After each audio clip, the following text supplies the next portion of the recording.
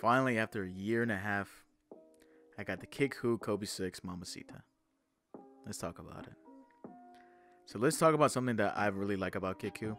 In general, when it comes to the aesthetics of KickWho, this is where KickWho really shines because they've always tried to break down shoes. Like I mean, they buy retail shoes and they dismantle the crap out of their shoe to get it to the perfect one-to-one shape.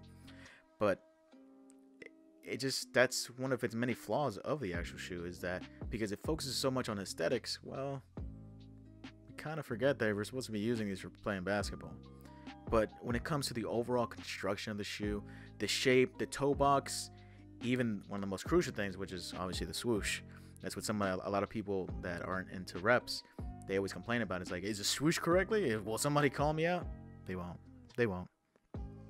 So let's talk about the sizing of this Kobe 6 batch. So like I told you guys earlier, these are the most one-to-one Kobe's that you're going to get in terms of the sizing, because the sizing is so painstakingly close to the retail.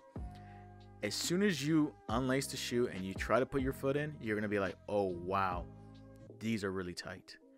So this means the overall shape of it, and even after breaking it in, it's still a very tight-knit shoe.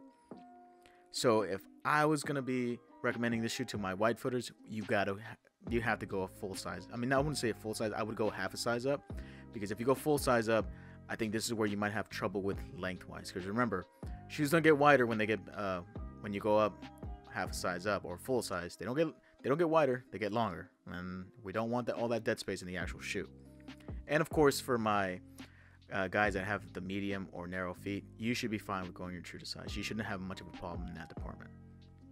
Even then, man, I had to loosen up my shoes. Usually I don't loosen up any of my shoes no matter what, but for whatever reason, I was just getting some of that pain in the actual near my pinky on my right shoe.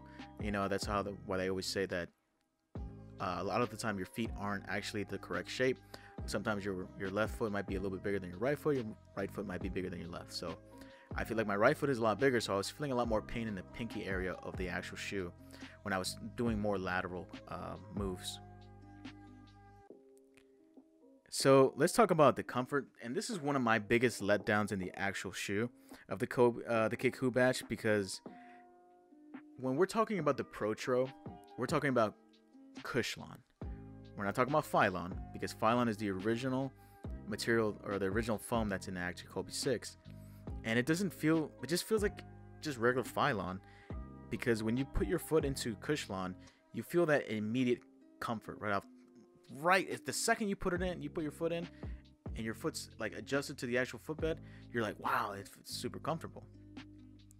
And I guess that's one of the things, is that you have so much great court feel in this actual shoe. But when I was trying to jump, maybe that's because, you know, I feel spoiled playing in the WKB. When I jump up and I come back down onto the Zoom bag and whatever Cushlon they're using, or foam, whatever they're using, I just felt much more at ease. And with these, man, I was feeling it the next day. Maybe that, or I might be just getting old. So when it comes to the traction to me was stellar, because like I've told you guys plenty of times, I'm a big person when it comes to solid colored outsoles. To me, the translucent outsoles always gather the most dust, and if you're playing an actual game of basketball, you just don't want to be wiping your shoes every 10 minutes. It gets annoying. And like I said, these translucent outsoles and whatever court you're actually playing on, well, I mean, let's be honest, a lot of the time people don't actually clean them up. So I felt much more at ease playing in this all white outsole. And I still had to, wipe, but it wasn't as much as you would assume. And obviously, you know, they say at my YMCA they clean them all every single day, but I mean, that's cap.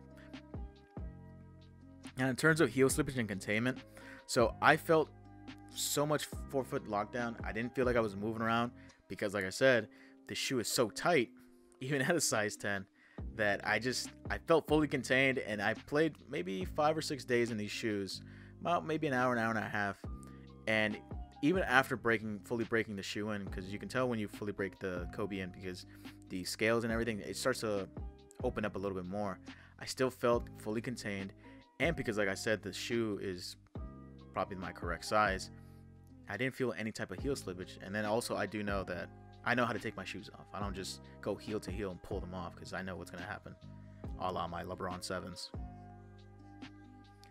But the biggest thing that we really need to focus on, guys, when we're talking about KickWho is the pricing of this shoe. So you see KickWho, they've made these big strides in saying that they're one-to-one the best replica sneakers. And in certain aspects, they're correct. But this is when we're talking about the aesthetics of the shoe.